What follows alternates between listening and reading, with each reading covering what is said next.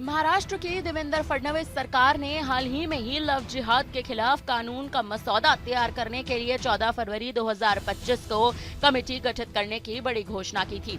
अब इसको लेकर समाजवादी पार्टी महाराष्ट्र इकाई के अध्यक्ष अबू आजमी ने शनिवार को एक बड़ा बयान दे दिया है।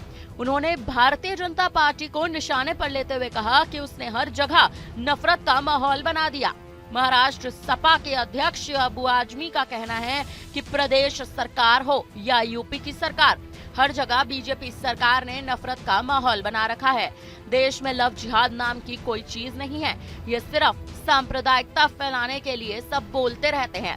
संविधान ने सभी को अपने हिसाब से जीने का अधिकार दिया है। अब क्या कुछ आखिर वो अपने बयान में कहते नजर आए हैं, आप पहले खुद ही सुन लीजिए। महाराष्ट्र सरकार या दिल्ली की सरकार या यूपी की सरकार, ये इनका सुबह शाम एक ही चीज़ है कि किस चीज़ से मुसलमान को परेशान किया जाए। सांप्रदायिकता हद पे बढ़ी हुई है।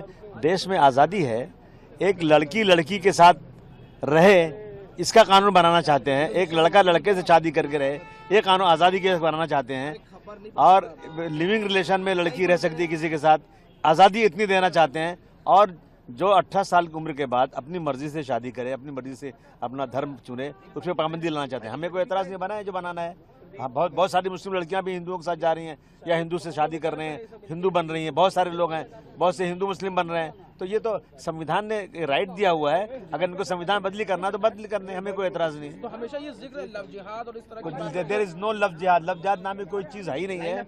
ये सिर्फ झूठ मूठ का एक जो है नाम दिया जा रहा है। सर, उसके बाद रणवीर अहलावालिया मामले में भी महाराष्ट्र सरकार काफी एग्रेसिव उस पर जांच कर रही है, ये सारी चीजें हो रही हैं। वो करें तो कुछ नहीं, उनके लोग जो है सुबह शाम जो है मुसलमानों के खिलाफ बोलते हैं। मस्जिद में घुस के मारेंगे, हम जो है तबलीग जमात पर बैंड लगा देंगे, मस्जिदों मदरसों को बंद कर देंगे, तो कोई केस नहीं होता है।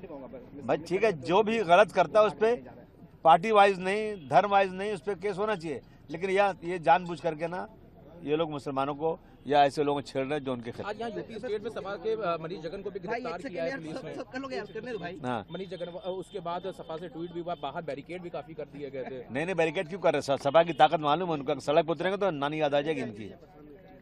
इतना ही नहीं, अबू आजमी ने एक्स पर पोस्ट करते हुए भी लिखा कि संविधान धर्म परिवर्तन की आजादी देता है, इसी पर कानून बनाना संविधान को बदलना है। आज देश में सांप्रदायिकता चरम पर है। सपा नेता अबू आजमी का ये बयान महाराष्ट्र सरकार द्वारा लव जिहाद कानून का मसौदा तैयार करने के लिए कमेटी का ऐलान करने के बाद आया। दरअसल जिस दिन दुनिया भर में लव को लेकर जश्न मना रहा था, उसी दिन महाराष्ट्र सरकार ने स्टेट पुलिस प्रमुख रश्मि शुक्ला के नेतृत्व में एक समिति गठित की। महाराष्ट्र सरकार ने समिति को लव जिहाद और धोखाधड़ी या जबरन धर्मांतरण को रोकने के लिए कानून का मसौदा तैयार करने की जिम्मेदारी सौंप दी। शुक्रवार को जारी एक सरकारी प्रस्ताव के अनुसार, जो वैलेंटाइन डे भी था, समिति के गठन का निर्णय कई मौजूदा और पूर्व निर्वाचित प्रतिनिधियों द्वारा लव जिहाद, अंतर धार्मिक विवाह, जबरन धर्मांतरण के कथित मामलों के बारे में चिंता जताए जाने के बाद लिया गया था। प्रदेश सरकार द्वारा लव जिहाद को लेकर गठित कमेटी अन्य राज्यों द्वारा बनाए गए कानूनों का अध्ययन करेगी और कानून का मसौदा भी तैयार करेगी। आपको बता दें कि कमेटी इस मामले से निपटने को लेकर जरूरी उपाय भी सरकार को सुझाएगी। लव जिहाद के खिलाफ कानून बनाने के पीछे प्रदेश सरकार का मकसद मुस्लिम पुरुषों से हिंदू लड़कियों की शादी को नियंत्रित करना है।